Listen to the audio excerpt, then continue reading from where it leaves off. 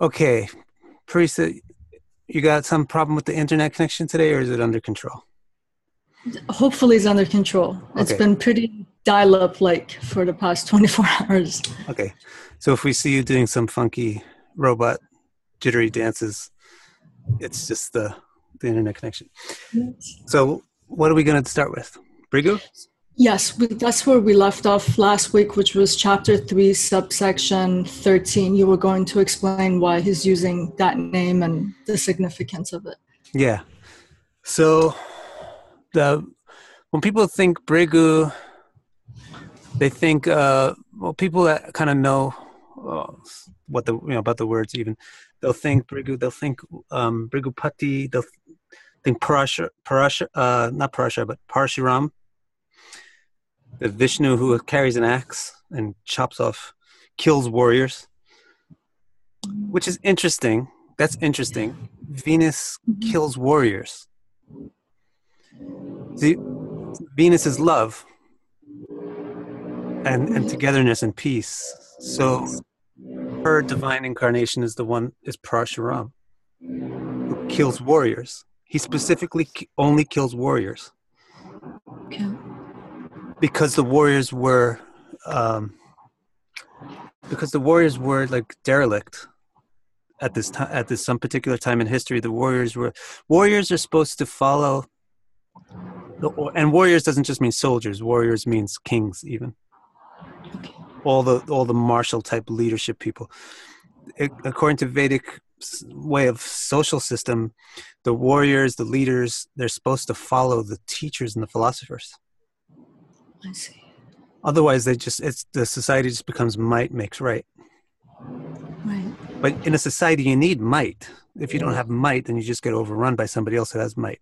So you need might, but you can't have might at the top. Right. So at some point in history, the kings and the warriors stopped listening to the teachers and the philosophers. And this one person, Bhrigu, a descendant of Bhrigu, got really upset with it. Okay. And he was a philosopher, but he decided he would learn all these martial arts Yes. and then kill them all. And he killed them all. He killed 21 generations of warriors and kings. So he killed like a tremendous number of people. So sometimes people think like, why is 21 Venus? generation. Yeah, like Okay. he's an incarnate. He got Vishnu incarnated in him. So he lived for a very, I very see. long time.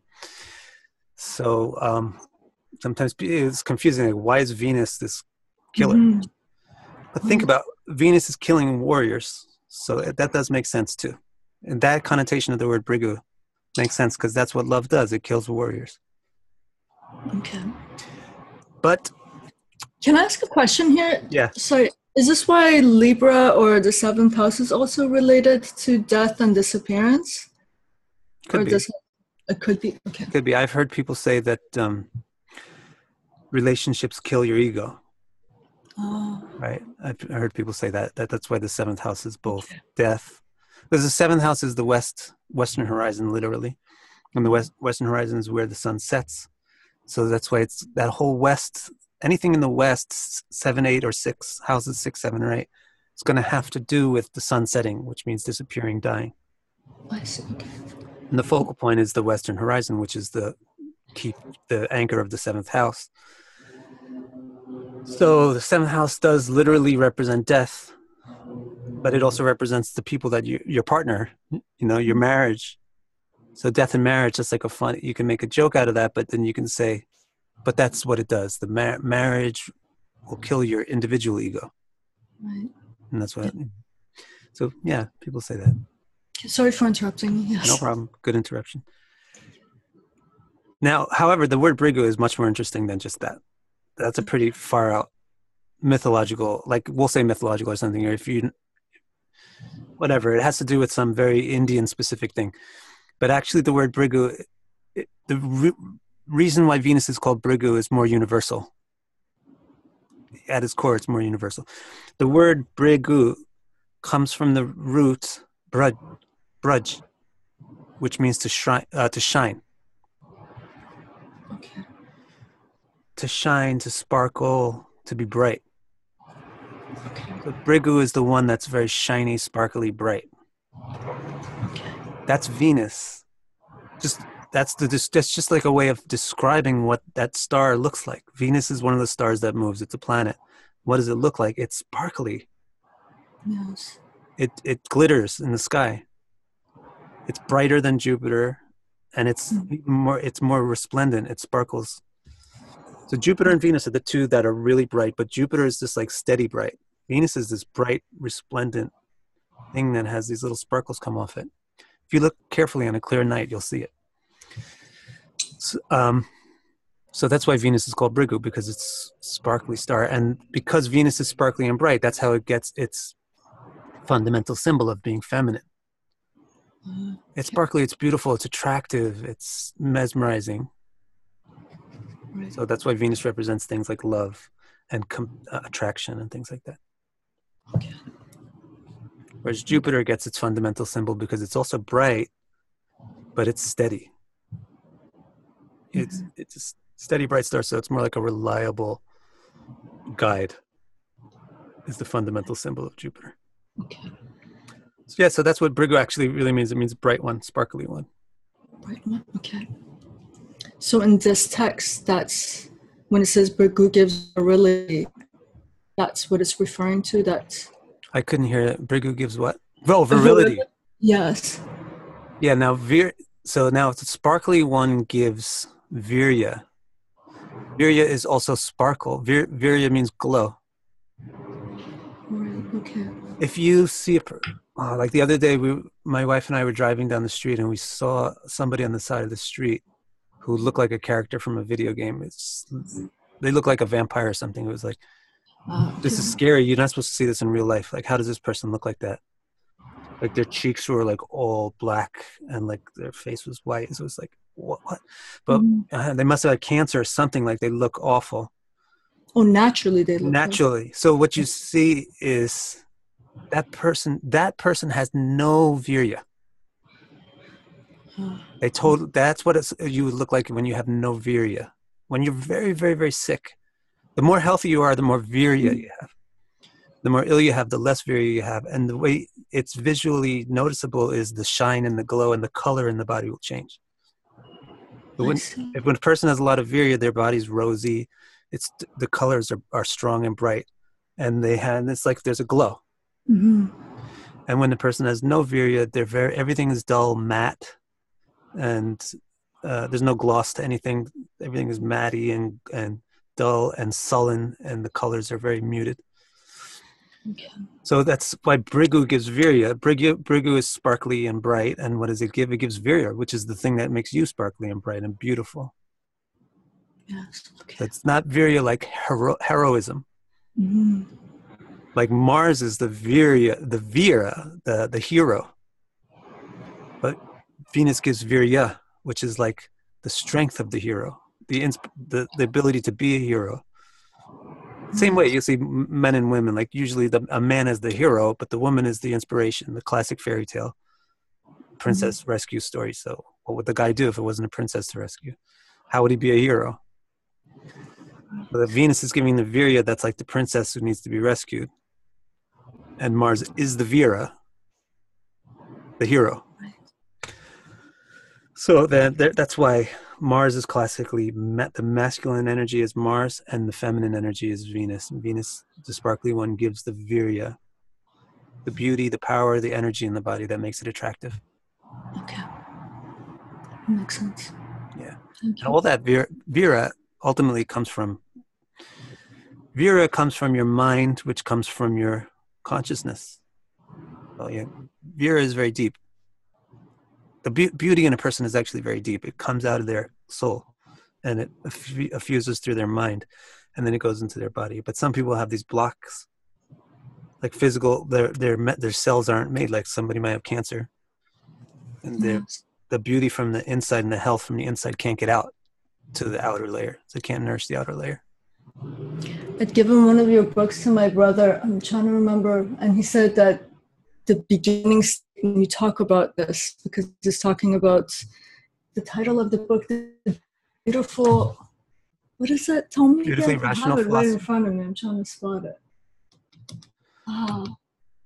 No, there's another one. Oh, Beautiful Tales of the All Attractive? Yes, and Yeah. you're open and you talk about that. Yeah. Yes, yes. So now that you're saying that too, Oh, and we great. were just talking about it, yeah, that's cool. Yes. Yeah, that's Om Namo Bhagavate Vasudevaya. It's the opening mantra for the Bhagavad Purana, which is that book that I wrote was a translation of that. And Yeah. it's saying Bhagavate is the one who's naturally full of bhaga. So naturally full of bhaga means naturally full of attractiveness. Yes. Yes. And Venus is like bhaga. Bhrigu bhaga. Venus is Virya is a lot like bhaga. The attractive, the beauty, the power of the beauty. I see. Okay. And it's that depth of the beauty. It's not just superficial, right? Well, if you have a Venus that's superficial, then you'll have superficial beauty. If you have Venus that's really deep, like put Venus in Pisces. Pisces is really deep, right? So Venus in Pisces is a very strong beauty that's actually it's connected to its well. It's connected to the root. So it's deep. It's constantly being re-energized. Venus someplace else, like maybe Venus. I don't know, Venus like in Capricorn or Venus in Aries. It can also be beautiful, but it's not so deep. I mean, I can think of Venus Body in Pisces. oriented? Maybe body oriented, superficial oriented. Or say if you put Venus next to Rahu. This is a very good example. Venus and Rahu. Or Venus in the 10th house. Mm-hmm. More than a sign, let's think about planet conjunctions or houses. Venus in the 10th house with Rahu. This is a very externalized concept of Venus. Mm-hmm. So they're very concerned with the external form of the beauty. Make sense? Mm. Doesn't necessarily mean that they're not Yes, connected. I have someone very close to me. Yeah. With that position, and I know from experience, very much care about. They're a beautiful person on the inside, but the outside is just very important. Yeah. Representation of. There's a famous astrologer also who's very public about the fact that she has Venus and Rahu together. And she's very noteworthy as being the one who's obsessed with the way she looks.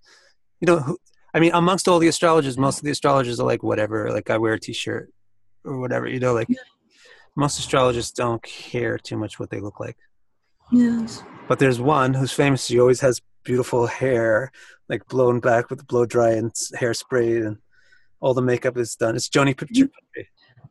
She looks beautiful. She's always she's taking care to make sure impeccable. That yes. Great. And she has a Venus Rahu conjunction. Yes.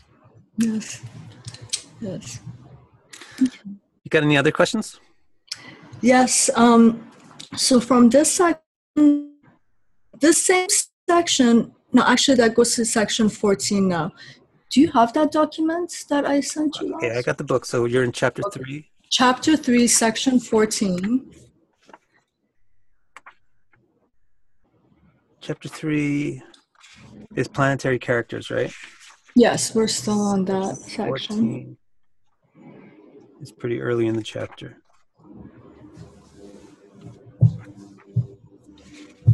Okay, yeah, the planetary cabinet. Sun and moon are a royal status like that? Yes. Okay, what's your question? So the commentary that I have here, I don't have the straight translation. So it says the king has the power and authority to form government, and then goes the queen is affluent, sociable, and has influence with the public, and just keeps going all the way down, giving a brief description about every planet. And I know in Western astrology and in other forms of the descriptive form, they always give these kind of relationships to the planet, like the prince and the administrator, the governor. Right. Is this something that actually comes from the traditional text, or this is just used as it comes from this text? It does come from this text. Yeah, let's read this text. I mean, this is yes, please.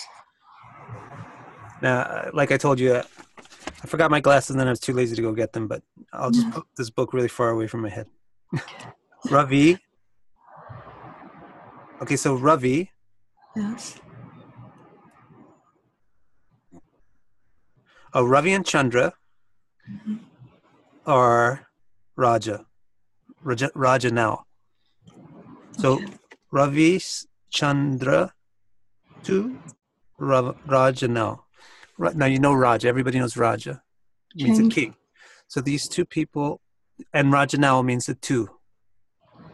Okay. The two kings. Okay. It doesn't say a king and a queen. It just says they're the two kings. And now you don't have to say that it's two kings. Raja means, first of all, Raja literally means bright, brilliant. Like, not in the sense of sparkly like Bhrigu, but in the sense of power. There's like so much power in this thing that it's glowing. Okay. So the sun and moon, they have like tons of power. That's why they glow so brightly. Okay. So they symbolize power. The sun and the moon are power, kingship, authority. That's what Raja implies. Or career also. You know, but of course there's going to be a difference between the sun and the moon. The sun is the daytime planet and the moon is the nighttime planet. So that's why you might go and say, well, because nighttime is feminine and daytime is masculine. So you can say, okay, the moon is the queen and the sun is the king. And then you can make some difference. You should make differences. The moon is career, but it's not like the go out into the world career. Like what are you doing at home? Your career means what are you doing? What do you do? How do you change the world? So the moon is like, how do you change the world in your private space? And the sun is, how do you change the world out in everybody's space? That's how they both imply career, but it's not the same. All right, so we got Ravish Chandras too. Raja now, and then it says, Neta ge ne. Mars is the army chief. Neta ge ne. God, these eyes are getting older. Gara Joe. Okay, so the guy who's born from the earth. The guy who's born from the earth is the order giver. Gene. The one who's born from the earth, that's Kuja, that's Mars, is the order giver. Order giver. I thought he's the commander. Oh, the commander. So the sun and the moon are the kings. Yes. But the Mars is the one who gives the orders. So you'll find this in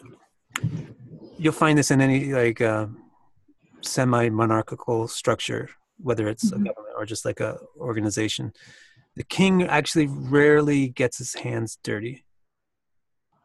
The king has a cabinet that do things for him, and the king will say, "You're the guy who gives the orders. If you mess up, then I'll cut your head off, or if you give the wrong order, then I'll change it. But as long as you give the right orders, you're the one who gives the orders. So I don't have to be busy all the time telling people what to do on a day-to-day basis. You do it."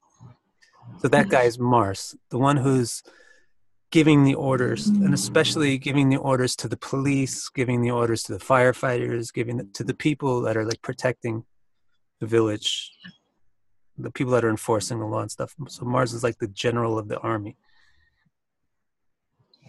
Okay. So that's, in my translation, the translator says Mars is the army chief. Army chief. He's the one who's giving the orders. Okay. Of course, he's not the king, though. The king has empowered him. Okay. Then Buddhe, the Mercury, is the Rajkumar.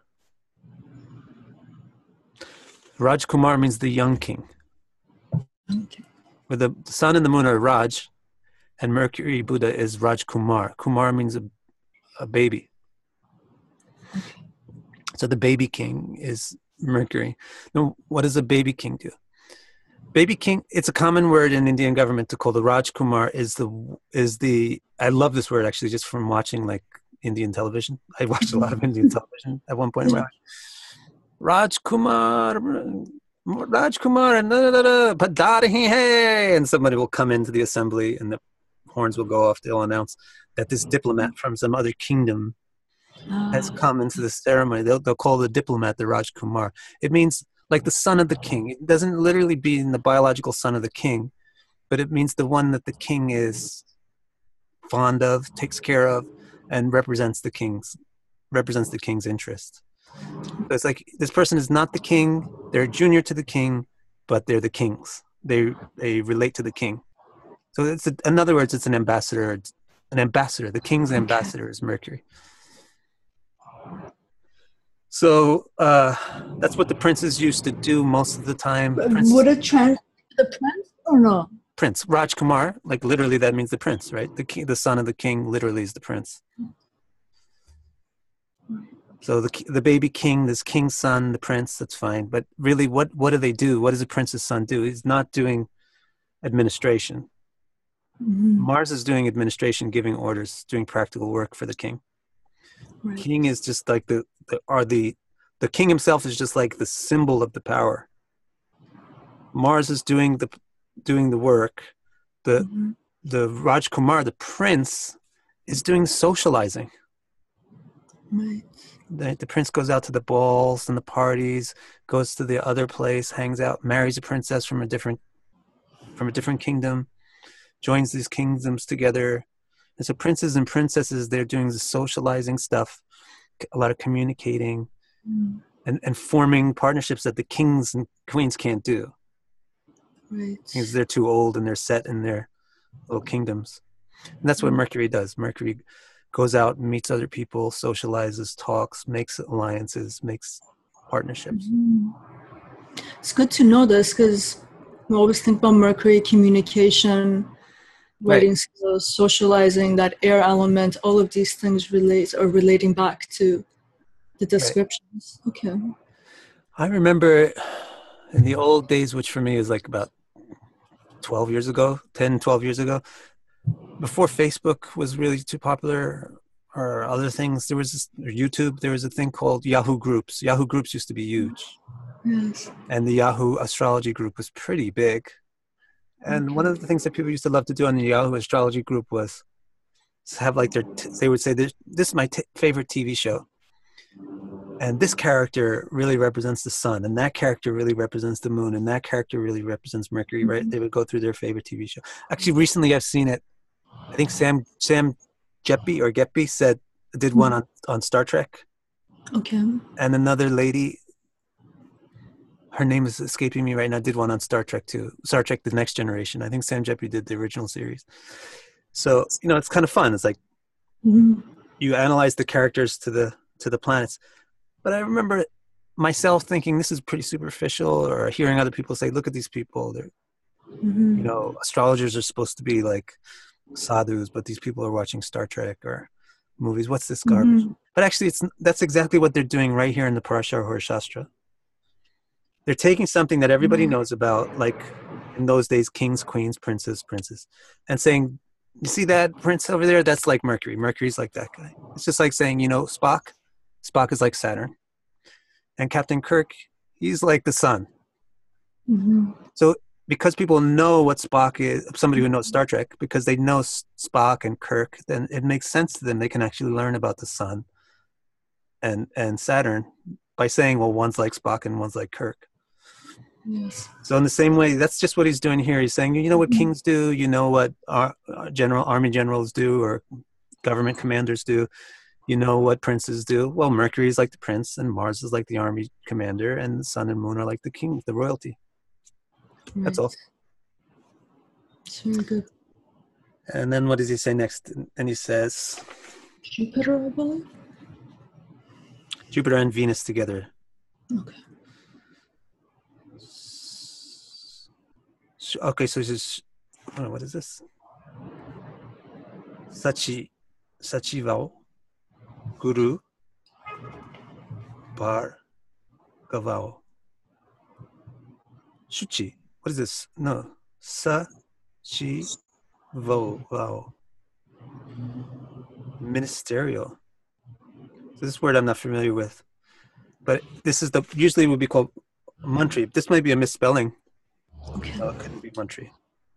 Sachi. Somebody who's an advisor. Usually these guys are called the mantris.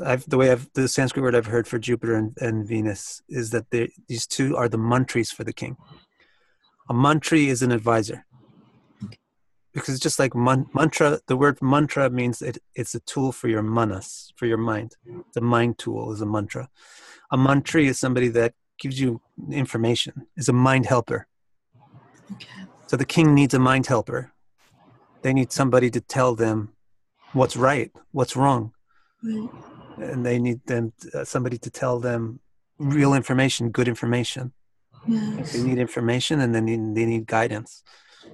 That's why Venus killed all of the kings as Parashurama, because they got rid of they didn't pay attention to their mantris. Okay, so Venus and Jupiter are the mantris. So what do? They're the ones who know everything, and they give advice.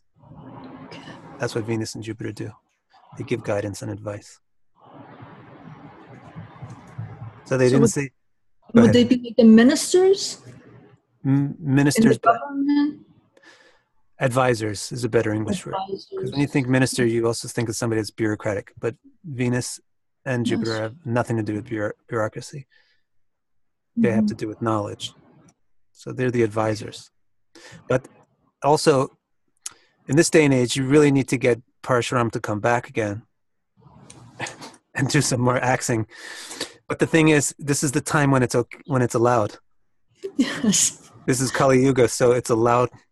This is the time when the universe makes a poop, goes to the bathroom and makes a poop. You know, like you can't say like, no, don't do anything dirty right now. This is the bathroom of the. It's dirty. Parashuram is not going to come back now and kill all the leaders, because this is their time when they get a chance to just be jerks. But well, yeah, what was I saying? That you don't really find anymore, even these days, when you have advisors, it still doesn't really communicate what Jupiter and Venus are. Even if you think in a modern government advisors, they're still subordinates. The advisors to the king, to the president, and so forth, they're all subordinates. Yes. In the Vedic culture, what this is referring to is actually the king is subordinate to them. How so? The mantris are the ones who say, they tell the king what to do, but they don't give a damn about. Is this like the nakshatra Pushya Brihaspati? Yeah, Brihaspati is Indra's advisor, right? Brihaspati is Jupiter, and Brihaspati is Indra's mantri. That's right. Yeah. Right. So that's what Jupiter is a mantri. Brihaspati tells Indra, if you do that, you're gonna suffer. It's gonna be bad. Don't do that. Now Indra's autonomous. He can do it if he wants to. It's not like the Brahmana or the mantri is got an iron grip on the king. The Brahmana is very detached. He just gives advice. If the king is a good king, then they listen to the advice. If the king is a renegade, then they don't listen to the Brahmana's advice. And then society gets messed up. Because Brahmanas are neutral, like they don't have strong attachments. So they're not giving they don't have special vested interest. So they're not giving self-aggrandizing advice. They're giving advice that's actually good for everybody. So what Venus and Jupiter really are, what this is really saying Venus and Jupiter are, they're Brahmanas. They're people who really understand life. They really understand knowledge. They're not selfish. They're very good people. And they're trying to give you information that's going to help. Okay. Yes. So that's very much Venus. Venus is not described as the dancing girl of the court, right? She could be the dancing girl if you think about Venus the way that modern people think about Venus. Maybe she's the courtesan, or maybe she's the queen or something. But she's not. She's the advisor. She's the advisor to the king, because she knows how to make things good, how to make things pleasant for everybody, how to make everybody be happy. Right. And she's generous and she's giving, and she's not selfish. Her nature is to make people happy. And Jupiter, same way. He doesn't really want anything for himself. He just wants things to run smoothly and operate peacefully so that everybody gets what they deserve. And so that things are fair. Jupiter is real interested in that. Okay. All right, and then that's the end of that 14th one, and then the 15th one continues the same theme. Yes. It says, it says that this is a simple one. It just says that Shani, or it says Raviputra, the son of the sun, which is Saturn, is the Prodiaco. It's a Prodiaco. It's just the one who does stuff for other people. Okay. He's the one who does stuff. So my English translation says he's a servant. Okay. What does yours say? Serves the needs of others. Yeah. So He's a servant. So he's... Sorry, go on. So Yes. in Vedic culture, you got 4 basic types of social roles. And one of them is the Saturn role, which is called Shudra, which means they work. They do the work. The other 3 roles have these big ideas. But then who actually builds those ideas, who actually carries out those ideas, that's the 4th role. The people that actually make it happen. That's the most of the people, and they do most of the work. That's Saturn. Saturn is like the population.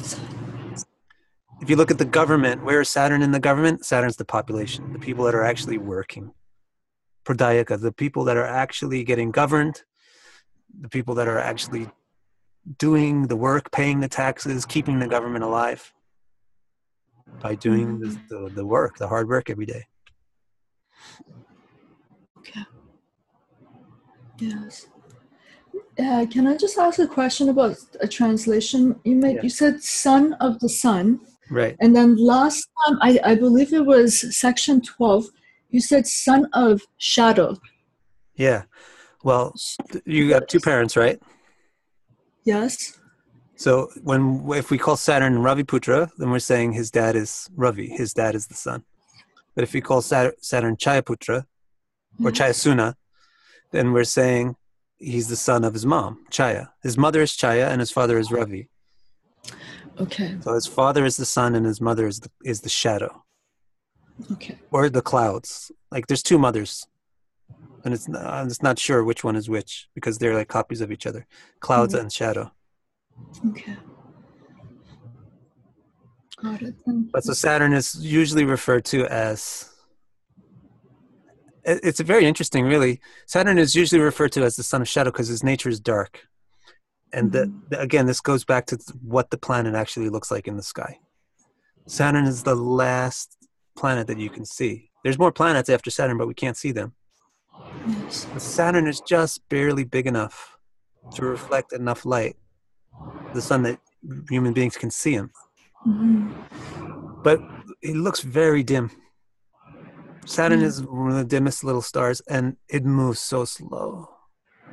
That's why Saturn has the symbolism that it has. It's dim and slow. It feels weak. It's not powerful and vital and virile like the rest of the planets. Yes. So the interesting thing, Raviputra, if you think of what a shadow is, we mentioned this in another topic where you were talking about Vishnu and how can Vishnu, if Vishnu is the source of everything, then how can there be like difficult stuff? Yes. So the same thing, like shadow is the son of the sun. Shadow is produced from light. Yes. So Saturn, which is dark, is actually a product of the sun. Raviputra is shadow. Yes. That's one interesting thing. Okay. Yes.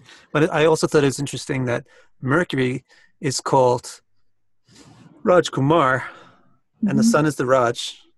Mercury is, or moon is also the Raj, right? So according to the mythos of the thing, then Mercury is the child of the moon. So in that sense, Mercury is the moon's child, Raj Kumar, and Saturn is the Rajputra, the son of the Raja, the son of the sun. So this verse said that the sun and the moon are the 2 Rajas. Mercury is the Raj Kumar because he's the son of the moon, and Saturn is the what is it called? Raviputra, the son of another son. Raj Kumar, but he's the son of the father. He's the son of the male. Yes. And these 2 planets get along too. Yeah, right. And they get along too, and they have a similar, I guess, function or something. No, they don't have a similar function, but they get along. How do Mercury and Saturn get along is very interesting. Because they don't really get along in the sense that Mercury is bubbly and light and likes to socialize. Saturn is heavy and serious. So on that level, they're not doing anything equal. Like, because this Mercury is a child from the moon.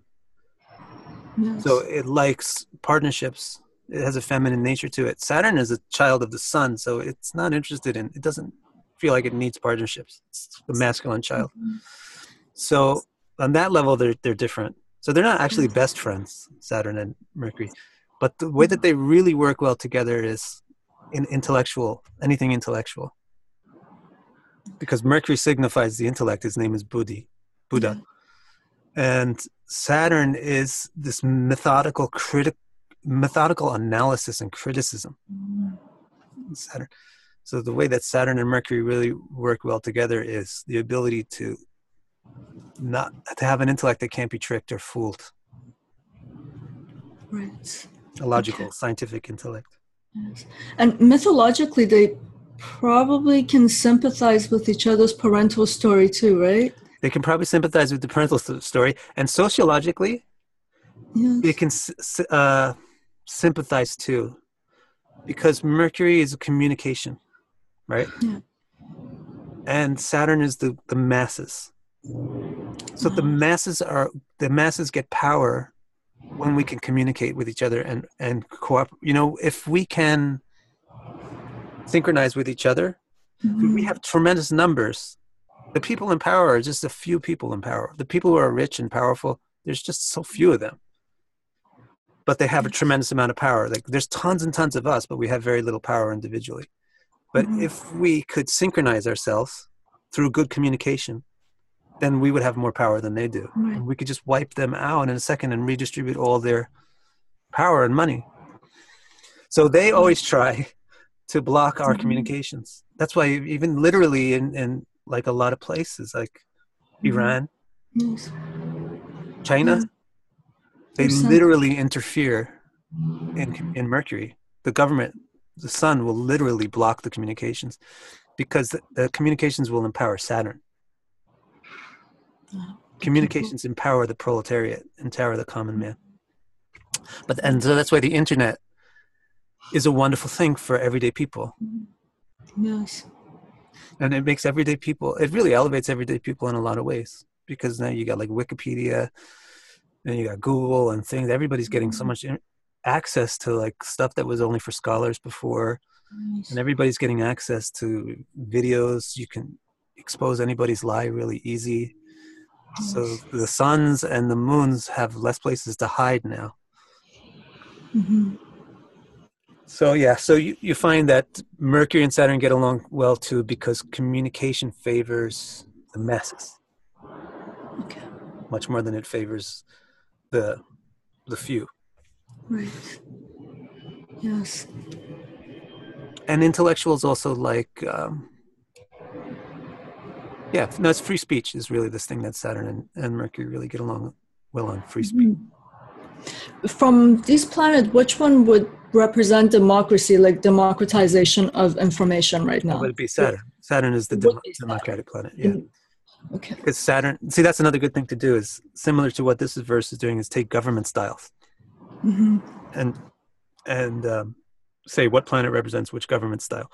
So democracy is definitely Saturnian, because Saturn is the demos, the people. Democracy means the government is people, you and me. And the pure democracy is literally like we just have a meeting every once in a while and we decide on what the rules are and how we're going to enforce them. So it only works in real pure democracy only works in small units where there's not that much governing to do. And then you have, Republican democracy. It's more like an American form of democracy where it's like a semi-democracy. The people elect leaders, and then the leaders do all the work. So Saturn is very much like the power to the people. So it's democracy. Sun is like monarchy. This is pure monarchy. Like, this guy knows what he's doing, and he's got more power than anybody else. And we follow this guy, and he's gonna take care of us. That's the sun. It's monarchy. Now you might say, but there's no more monarchy in the world. Well, there's tons of monarchy in the world. It's just not in government, but it's like all in business and family structures. There's tons of monarchy still. And then the moon is another kind of monarchy. So the moon is also Raja, right? The sun's monarchy is the sun will tell you, you better follow me. Yes. If you don't follow me, I punish you. But the moon's monarchy is, look at me. You want to follow me. It's just a different kind of monarchy. It's basically the same thing. It's one leader making the decision. But the sun is able to be the leader because it instills fear into the people. Whether it's not necessarily fear that I will punish you if you don't, but sometimes it's the fear that if you don't follow me, these other guys are going to come in and kill, these Huns from the north are going to come and assault you, rape your village. Follow me. So, but it's still based on fear. And then the moon is not like that at all. The moon is not based on fear. It's based on attraction. Okay. I look, I'm the natural leader. Look at me. Come follow me. Like England's modern day Commonwealth, not the colonial part of their history, but today, for example, Canada is a Commonwealth. We just follow. That would be the moon's kind of monarchy right now. I guess so. But there's very little monarchy left in actual government anymore. Thank God. Because in Kali Yuga it doesn't work. In the modern era it doesn't work. For monarchy to work, you have to have qualified brahmanas. You have to have qualified mantris. Otherwise the kings exploit everybody. So since in Kali Yuga there's no actual, even the greatest so-called brahmanas in Kali Yuga aren't really very qualified as brahmanas.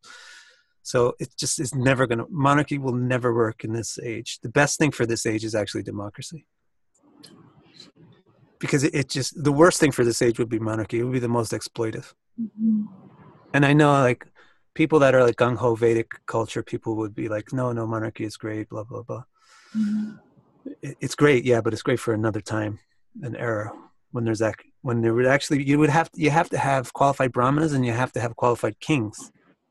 Because brahmanas don't exert their force on the kings. The kings have to be have their own virtue to know that I should follow the brahmanas. If a brahmana is exerting force, then he's not a brahmana or she's not a brahmana. They're kings. They're ruling. They're exerting rule. The kings have to go to the brahmanas. So you need two things to get a monarchy to work: a qualified king and a qualified leader. And there's actually anarchy, which is Jupiter and Venus's thing. Jupiter and Venus are like an anarchy, but there's various kinds of anarchy. So Jupiter and Venus rule by anarchy, but it's not chaotic anarchy. It's the anarchy where there's no need for rules. You don't need enforcement because the individual people understand. Especially with Jupiter's thing, it's everybody understands that this is the right thing to do, that's the wrong thing to do, and people do it. So you don't need any government because the people are self-governing. Just like communal cooperation type of. Yeah. Okay. This will never work in most of the epochs of the universe. This model only works in Satyuga.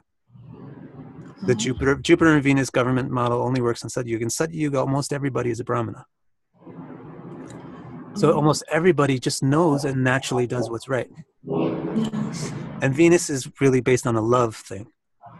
Like love, when there's love, there's no need for rules. Because love automatically fulfills all the things that the rules are trying to point to.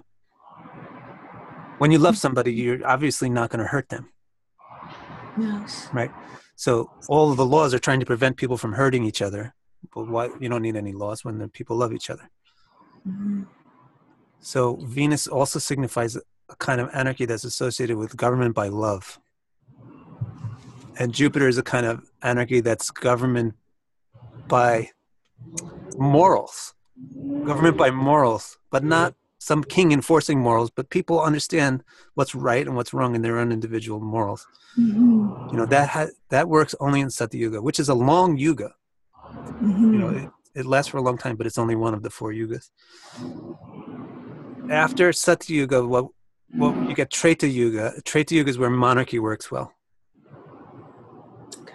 Okay, because you still have good brahmanas, but it's more shifting to the warriors. And then then Dwapara Yuga is where things start to break, and you start to get warriors exploiting, and then the capitalists start to come up.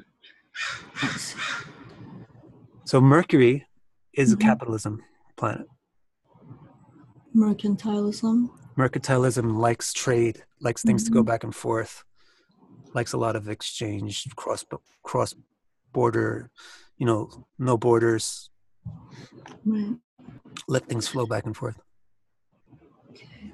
And this is Saturn would obviously be communism. Yeah, Saturn's communism. Well, communism is an economic system, right? Capitalism also is an economic system. Yes. So it's different from a government system. But yeah, the economic system of the planets, Saturn is communism, Mercury is capitalism. Mercury could also maybe be democracy. Democratic capitalism is Mercury, and democratic communism is Saturn. But like Chinese communism, Yes. it's a Saturn Sun thing. It's like it's a mixture of Saturn and Sun, because there's some people that are like monarchs enforcing the capitalism on the others. So and as you know, in astrology, Sun and Saturn don't pair up very well. So the Chinese government, it's not a good model. The Russian government already fell apart. The USSR is finished. So that was also like a Saturn Sun kind of government. Right. Okay. And sorry for being jumpy, but when you were speaking about Jupiter and Venus being that kind of anarchy, communal kind of dynamics, when we were talking about Purva Palguni and Uttar Palguni and Aryaman, and how I correct me if I'm not explaining this right the way you did, but there was that inner law that governed, like the way you're saying that people knew what to do based on love and based on that goodwill. And then when that shifted, that law had to come in. Would this be related to the nakshatras in that sense too, in terms of you talking about the different yugas and different dynamics? I guess so. It's similar. It's a similar topic, because one of those Palgunis, according to Taittiriya Brahmana, it's the second. Yes. No, it's the first one.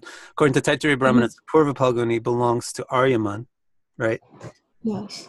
And Aryaman is, what Aryaman means is civilized. The word Aryan means civilized, holds promises, keeps promises, follows rules. That's what Aryaman means. So that's an ideal man, is a man who is trustworthy, responsible, follows rules. Yeah, so Aryaman is the one who is invoked for any contract. Contracts. Anytime you'll make a law in society or you'll make a contract between people, then the presiding witness, the divine witness of it, you should invoke the name of Aryaman to sign this contract, whether it's a marriage contract, whether it's a business contract, anything, because Aryaman is the one who keeps the promises. But, now Aryaman is not even a popular god anymore. Okay. And nobody even pays attention to him. I guess that you can relate that.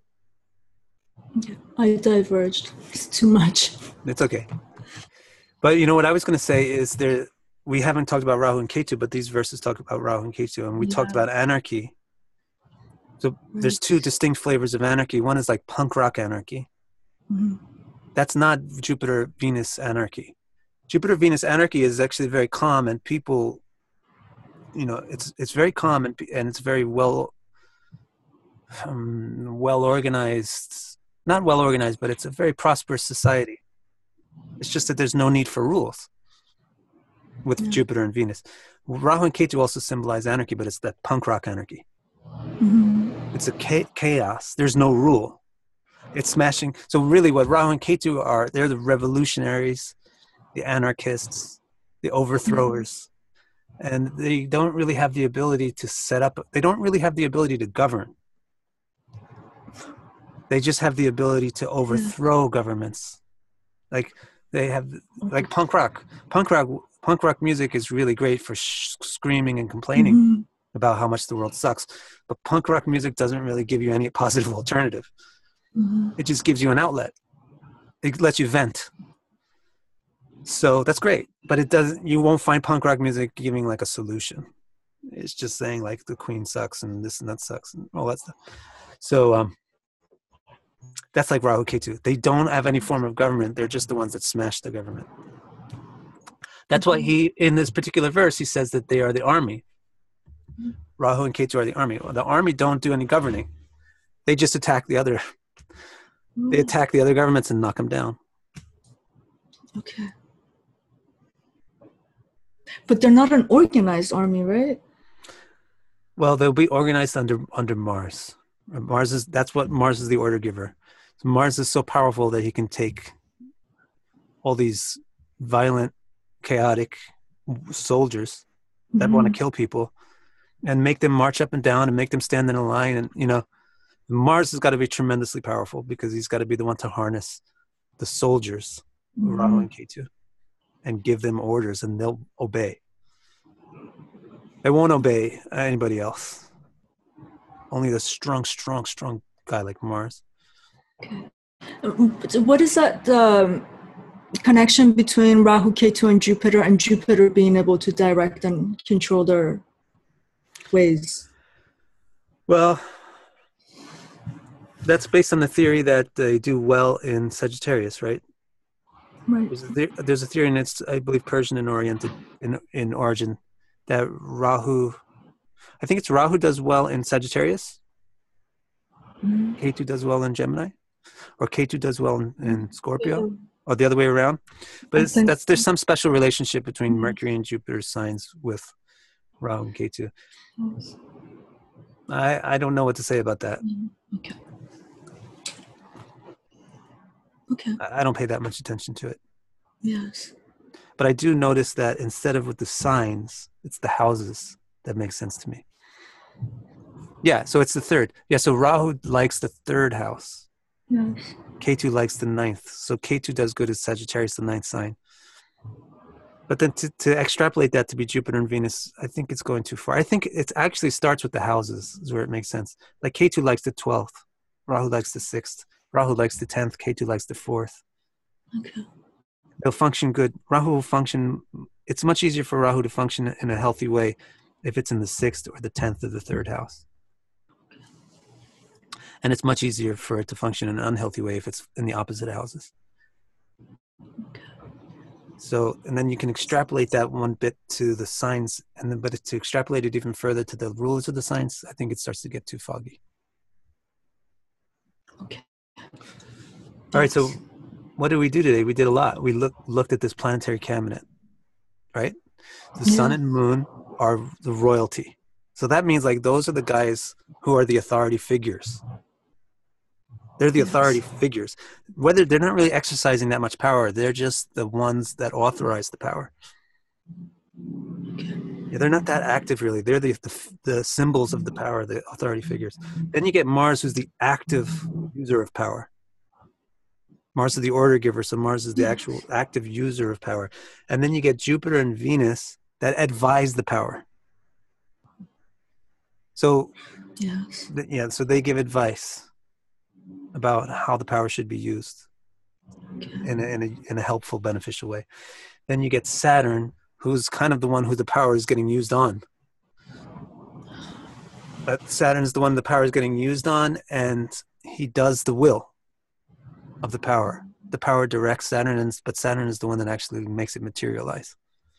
I see. Okay. Like the king, like the Jupiter and Venus might say, we need a park. And the king will say, okay, I authorize that idea. And then Mars will give some directions to build a park. Well, who does he give directions to? Saturn. Go and build this park. And then Saturn actually builds the park. Yes. Rāhu, Ketu, you talked about them being chaotic, so why are they army? But Rāhu and Ketu don't go build the park. Saturn builds the park. Rāhu and Ketu go and attack other people. If Jupiter and Venus say, look, we better attack these people before they attack us over here, and then the sun and the moon say, okay, we authorize that idea, then Mars, who's he going to give an order to attack? Not Saturn. Saturn doesn't even know how to use weapons, knows how to put bricks together. So he's going to go get his crazy he's going to go get his crazy people, Rāhu and Ketu. Hey guys, we ready to kill somebody? Let's go. We got somebody good to kill. Let's go do it. Let's go knock down that wall over there and bash the hell out of that castle. Yeah. And then Rāhu and Ketu get up and they go and do it. Yeah. This was an amazing session. Yeah, I really liked it too. A lot of it came together. I feel a sense of clarity. It's good. I'm so glad. What should I call that? How should I describe it? I don't know. We went through the hierarchy of the planets and their relationship. You're better at this than me. Titling. Planets and government, or it's going to be so boring. It's not the title. Yeah, planet and government.